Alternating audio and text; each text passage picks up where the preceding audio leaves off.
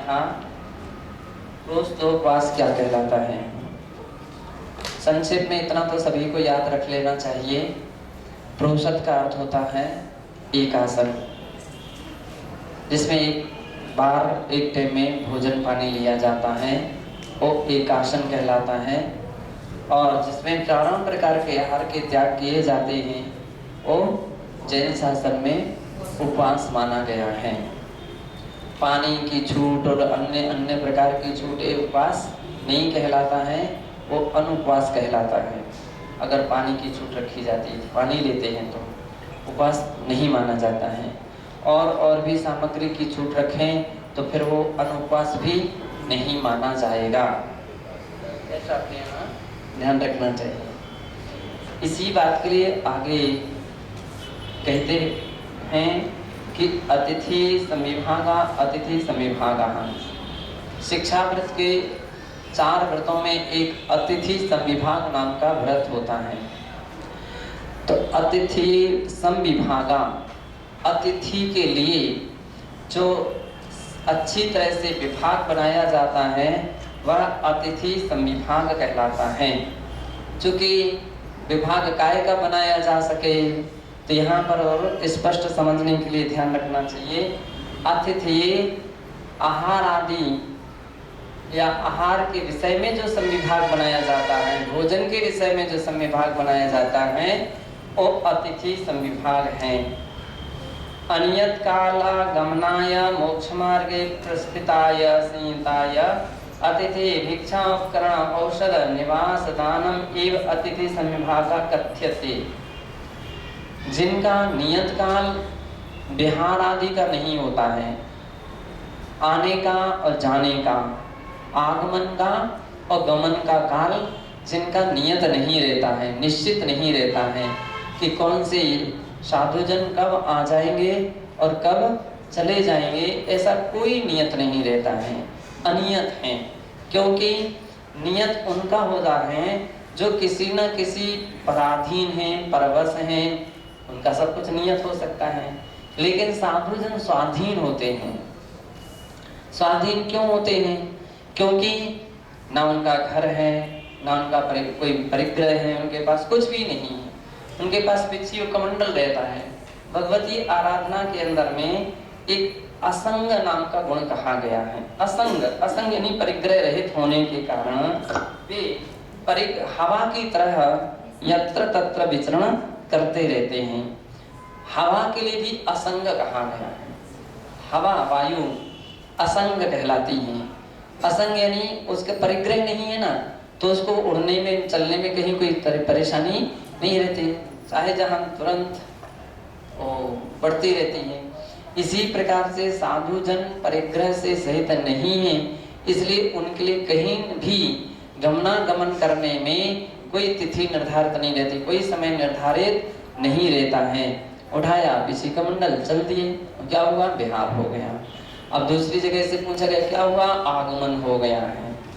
तो पता ही नहीं था, कुछ पता ही नहीं था, कुछ जानकारी ही नहीं थी, ये अतिथि कहलाते हैं। अथवा अगर खुलासा करेंगे भोजन आदि के विषय में भी जिनका कोई तिथि निर्धारित नहीं रहती है, आज आहार के लिए उठेंगे कि नहीं उठेंगे कोई फायदा नहीं, पहले से कोई निर्धारित नहीं करते हैं। कि कोई व्यक्ति पूछने आ जाए महाराज आज आहार के लिए उठोगे क्या, कोई भरोसा नहीं उठोगे क्या, कोई पता नहीं। ये तो उनकी साधना के ऊपर निर्भर है। चाहे जब वे उपवास कर लेते, कोई निर्धारित नहीं है।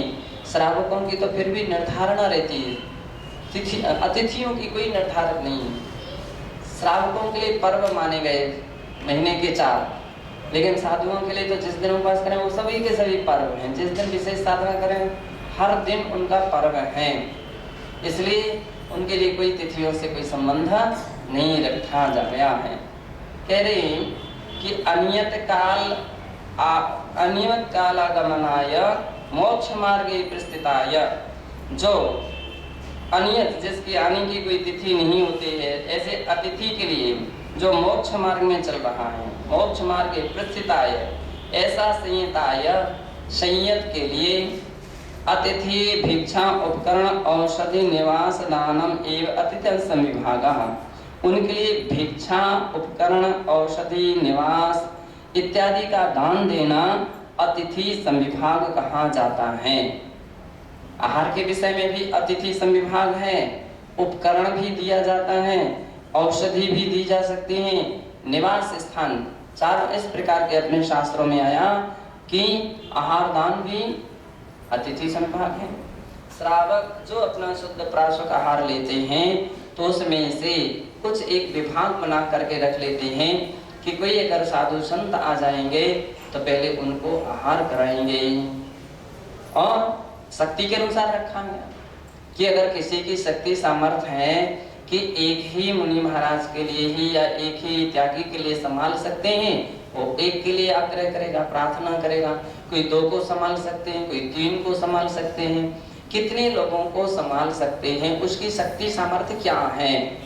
जितनी शक्ति सामर्थ्य है उतने लोगों को ही वो बड़गामन आदि करता है। ऐसा विभाग बना लिया कि अपनी पास जो भी सामग्री है उसमें से इतना हम आहार आदि में दान में उपयोग कर सकते हैं। और अतिथि सम्मान। उपकरण, अगर अपने पास कोई सामग्री एक्स्ट्रा है अपन उसको दे सकते हैं। उपकरण के विषय में औषधि, कोई अस्वस्थ हो गए हैं, कोई महाराज का, कोई साधुजनों का, साथियों का स्वास्थ्य खराब हो गया है, उनके अनुकूल औषधि दे देना अतिथि औषधि दान कहलाता है। निवास दान, ठहरने के लिए स्थान देना, वसति का दान ऐसा भी कहा गया है। तो ये सब अतिथि संभाग कहा जाता है। विस्तार से पहले इसका वर्णन हो चुका है। आगे भोगोपभोग परिमाण व्रत का विषय में कहते हैं, भोगोपभोगयोः परिमाणं मर्यादा यत्र क्रियते तत् भोगोपभोग परिमाण व्रतम। भोग और उपभोग ये दोनों, इसलिए द्विवचन का प्रयोग किया गया है। भोग का परिमाण या मर्यादा अथवा उपभोग की प्रमाण अथवा मर्यादा जो की जाती है उसे भोगोपभोग परिमाण व्रत कहते हैं। भोगोपभोगयोः स्वरूपम रत्नकंडक श्रावकाचार्य निरूपितम। भोगोपभोग के स्वरूप को रत्नकंडक श्रावकाचार्य में श्लोक नंबर 83 में निरूपित किया गया है। कुछ ब्रह्मचारी लोग ऊपर बैठे होंगे, उनको संकेत दो, स्वाध्याय चल रहा है नीचे, क्लास में उपस्थित कीजिए। भुक्ता परिहातव्यो भोगो भुक्ता पुनश्च भोक्तव्यः उपभोग संवसन प्रभृति पंचेन्द्रियो विषयः।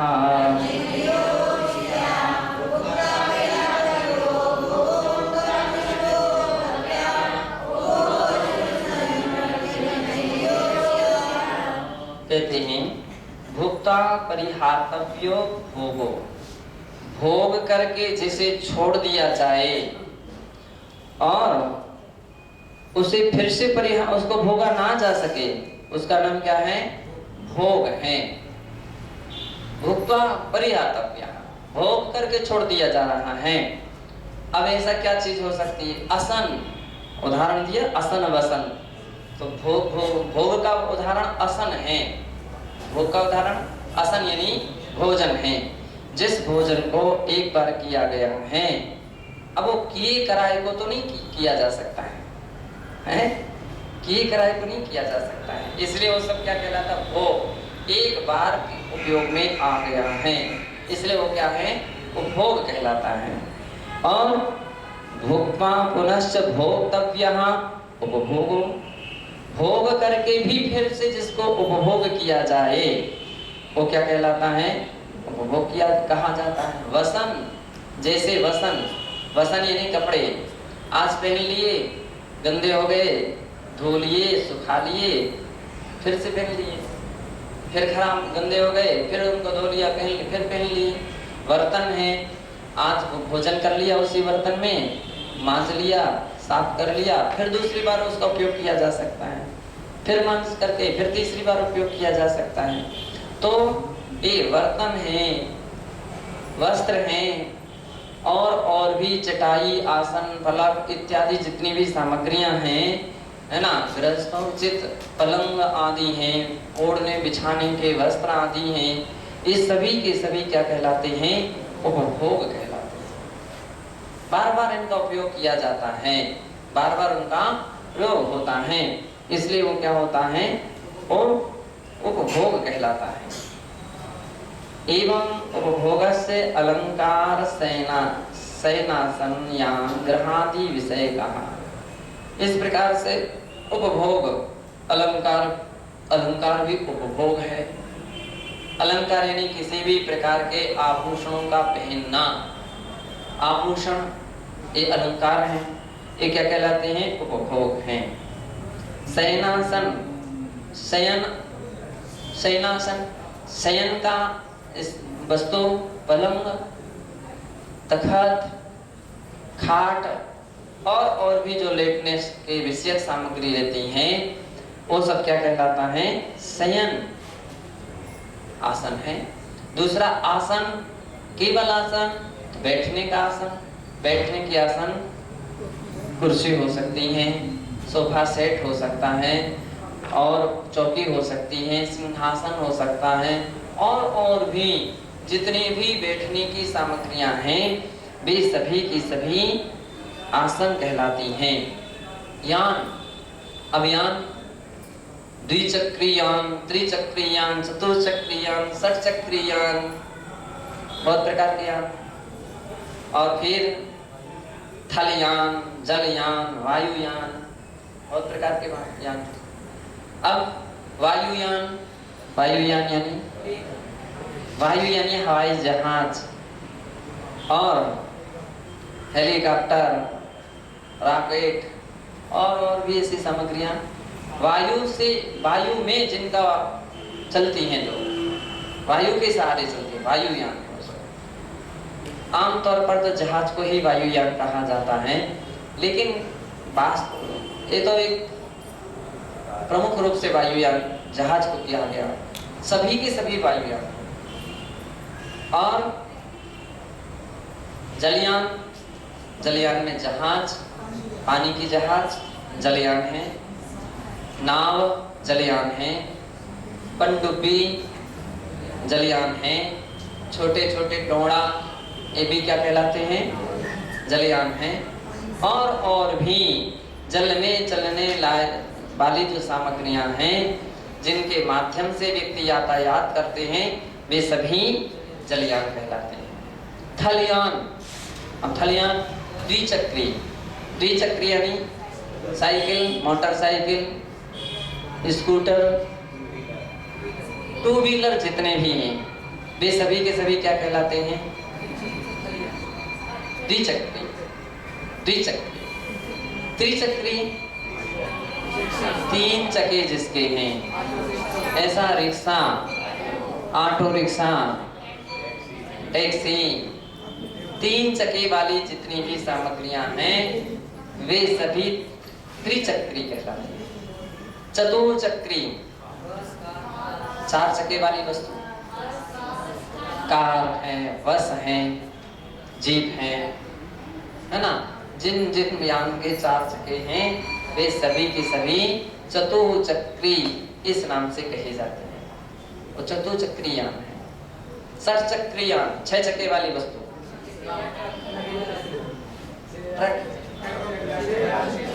ट्रक में छह चक्के रहते हैं,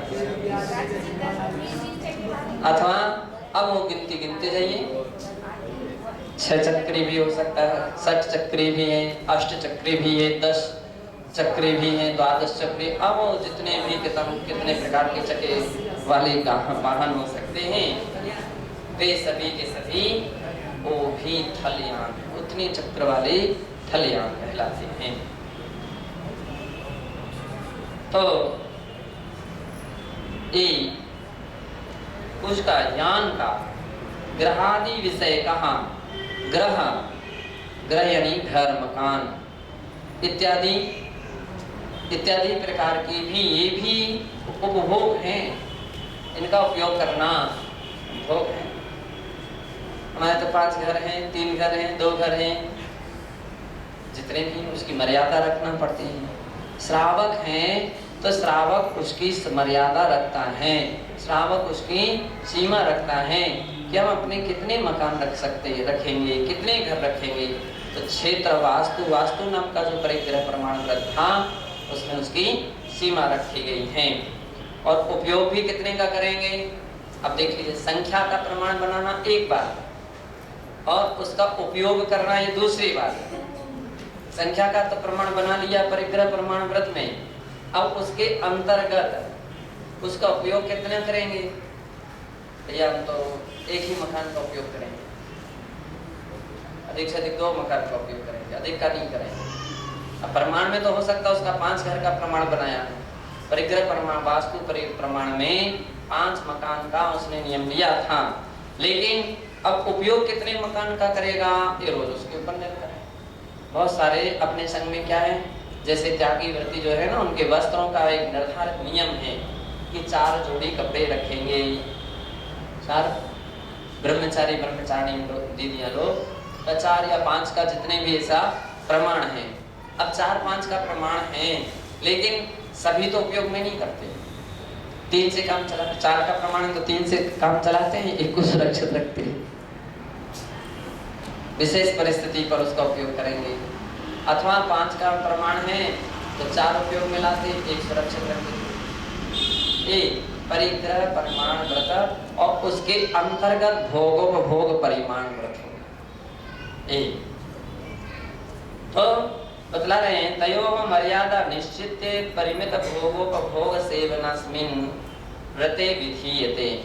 इस व्रत में इन दोनों प्रकार के पदार्थों की भोगस्य भोजन गंध माल्यादि विषय का, भोग की मर्यादा, भोजन दिन में कितने बार भोजन लेंगे, 2 प्रथमाधारी, 1 प्रथमाधारी, 3 प्रथमा, 4, कोई भी ऐसा व्रती है तो उसको नियम बना करके रखना। क्या हम दिन में 2 बार भोजन लेंगे, 3 बार भोजन लेंगे, 4 बार भोजन लेंगे। सप्तम प्रतिमा के पश्चात, सप्तम प्रतिमा से ही पहली से छठी प्रतिमा तक जघन्य प्रतिमा कहलाती है और 7वीं से लेकर के 9वीं प्रतिमा तक मध्यम प्रतिमा है, यानी मध्यम श्रावक कहलाता है। और 10वीं 11वीं प्रतिमाधारी उत्कृष्ट श्रावक कहलाता है। तो उसके भोजन के भी जघन्य, मध्यम और उत्कृष्ट भेद बन जाते हैं। जघन्य में तो पहली से 6वीं प्रतिमा तक तो 2 टाइम भोजन कर सकता है, 3 टाइम भोजन कर सकता है, 4 टाइम भोजन कर सकता है। महाराज बोलते थे मध्यम प्रतिमाधारी के लिए 1 टाइम भोजन करना चाहिए, विशेष इमरजेंसी परिस्थिति की छूट रखना चाहिए। विशेष परिस्थिति आ जाए, स्वास्थ्य बिगड़ गया है, औषधि अब लेना है, अथवा भोजन नहीं हो पाया, सुबह नहीं हो पाया, फिर शाम को भोजन लेना है, ऐसी स्थिति व्यवस्था नहीं बन पाई, तो आमतौर पर सप्तम प्रतिमाधारी को 1 टाइम ही भोजन करना चाहिए, ये उत्तम तरीका है। लेकिन दूसरी टाइम कदाचित स्वल्पाहार ले। अब आज के समय में व्यक्तियों ने क्या तरीका बना लिया है, स्वल्पाहार का फलाहार, जबकि फलाहार ऐसा कहीं शास्त्रों में उल्लेख नहीं मिलता है। स्वल्पाहार है नहीं, भोजन कम भोजन करो, भूख से कम भोजन करो, ये तो बात ठीक है। स्वल्पाहार के नाम से काजू लाओ, किशमिश लाओ, छोहारे लाओ, बादाम लाओ, है ना, और भी इसी प्रकार के फल फ्रूट लाओ, सेव फल चाहिए, मौसमी चाहिए, संतरा चाहिए। अरे तो ये क्या हो गया है, ये तो अपेक्षा शुरू हो गई है। स्वल्पाहार में इतना तरीका था कि आप यदि आप का भोजन 4 रोटी भोजन था तो आप 1 रोटी करके आ जाओ, 1 रोटी सब्जी लेकर के आ जाओ, दाल रोटी या जैसा भी हो, 1 रोटी भोजन करके आ जाओ, हो गया स्वल्पाहार। 2 रोटी भोजन करके आ जाओ, स्वल्पाहार है, इसमें कुछ दिक्कत नहीं है। परेशानी श्रावक को कहाँ आती है, जब व्यक्ति इस प्रकार की अपेक्षा रखना, अन्न तो नहीं लेंगे, फल लेंगे, मेवा मिष्ठान लेंगे, तब भैया वो 1 रोटी और 2 रोटी हैं वो बहुत सस्ती थी, लेकिन वे फल थे, मेवा मिष्ठान जो हैं वो बहुत महंगे हो गए हैं। और इसके साथ साथ लोगों के लिए तृष्णा भाव भी जग रहा है, लिप्सा भाव, रसनेंद्रिय के प्रति बड़ी आसक्ति भाव रहता है। तो ऐसे लोगों से कहा जाता है कि भैया अन्न का त्याग करना उचित नहीं है। ऐसा बहुत से हमसे बोलने लगते हैं, हमारे लिए अन्न का त्याग का नियम दे दीजिए, है ना, दूसरे टाइम अन्न, एक ही टाइम अन्न लेंगे। नहीं, हमने कहा अगर तुमको 2 टाइम भोजन करना है, आप भली दाल रोटी लो या जो 2 रोटी लो, लेकिन किसी फल मेवा और मिष्टान के भरोसे अपनी चर्या मत बनाओ। उसमें 2 समस्याएं खड़ी हैं। एक तो समस्या खड़ी है कि उस श्रावक की भी शक्ति सामर्थ्य है। आज के समय में फल मेवा मिष्टान बहुत महंगे हैं, तो पहली बात तो इतनी पूर्ति नहीं करा सकता, वो भी तुम भरपेट खा करके आते हो, तो इतनी व्यवस्था नहीं बना सकता है कि पूरे मेवा फल और फ्रूट से आपकी व्यवस्था बना दे। दूसरी बात ये है, आप ऐसा कुछ संकल्प लेकर के भी चले गए। कुछ मुनि महाराज कई बार से प्रयास में रहते हैं, हमारे लिए अन्न का त्याग दे दीजिए महाराज, आज 8 दिन हम अन्न नहीं खाएंगे, 3 दिन अन्न नहीं खाएंगे, 2 दिन अन्न नहीं खाएंगे। अन्न नहीं खाओगे फिर क्या खाओगे? फल, फिर फल मेवा में बगल खुल रहे, तो आप फल खाओगे, एक फल लोगे। आप कल्पना कीजिए, जिस चौके में पहुंच गए उस चौके में 4-6 और भी त्यागी वृत्ति भी पहुंच गए, तो इसका मतलब है सबका हिस्सा तुम्हारे पास आ जाए। आपने तो अतिक्रमण कर दिया, है ना? नहीं, बना भी है उसके पास इतनी व्यवस्था तो है कि 4 लोगों के लिए, 6 लोगों के लिए उसकी व्यवस्था बना सकता है, लेकिन आप अकेले ही लेकर के आए, इसका मतलब है आपने दूसरे के उसमें मान लीजिए विघ्न बाधक बन गए, दूसरे के विघ्न बाधक बने, दोष लगेगा, पक्का दोष लगेगा। इसलिए आपके लिए एकासन ही करना था, अल्पाहार करना था ना, आप 2 रोटी लेकर के आ जाते ना, क्या परेशानी है? जो सामग्री रोज ले रहे हैं उसमें से कम कर देना, ये समझदारी थी। लेकिन मान लीजिए दूसरे के हिस्से के लिए छीन लेना, ये तो कोई समझदारी नहीं। शक्ति से अधिक उसको परेशान कर देना, ये कोई समझदारी नहीं है। इसलिए त्यागी व्यक्तियों के लिए चाहिए कि कभी भी इस विषय में ज्ञान के साथ व्रत का पालन करें, ज्ञान के साथ कोई ऐसे नियम वगैरह धारण करें, बिना ज्ञान के कोई ऐसे व्रत नियम संयम नहीं लेना चाहिए। इसके विषय में गुरु से परामर्श लेना चाहिए, और गुरु से परामर्श लेने के साथ साथ सबसे बड़े महत्व की बात ये भी है, गुरु जो आज्ञा दें वही मान्य होती है। किसी ने कई बार ऐसे भी लोग रहते हैं, हमने तो नियम ले लिया था 8 दिन हम फल फ्रूट ही लेंगे, महाराज निषेध कर देते हैं। व्रत गुरु साक्षी पूर्वक होता है और गुरु ने नहीं दिया है तो फिर उनके लिए व्रत मान्य नहीं किया जाएगा। और अभी कौन से ग्रंथ में भगवती आराधना में आया है कि वह व्रत लेने पर भी गुरु उसके लिए निषेध कर सकते हैं, और फलदायी भी नहीं है, और गुरु उसके लिए निषेध भी कर सकते हैं कि नहीं, भले आपका नियम था, नियम लिया था, भगवान के सामने ले लिया था, लेकिन उसको मान्य नहीं किया जा सकता है। गुरु को घंटे व्रतानी पड़ी, गुरु को घंटे व्रतानी पड़ी। हाँ, गुरु के साथ साक्षी में या उनकी अनुमति आज्ञा से ही व्रत लिए जाते हैं, वो ही मान्य होते हैं। जो उनकी साक्षी में नहीं लिए जाते वे मान्य नहीं किए जाते हैं। तो इस प्रकार से व्रतों के विषय में जानना चाहिए। शेष कथन बाद में करेंगे। आज थोड़ा माता पिता जो या उनके दीक्षार्थी या गृहस्थिक जो संयमी दीक्षित हैं, उनके परिजन आए हैं, तो उनके विषय में भी समाज के लोग आ गए क्या? श्रुत भक्ति बाद में करेंगे, इसी के बीच में ही उपयोग करेंगे। पहले उनका नाम,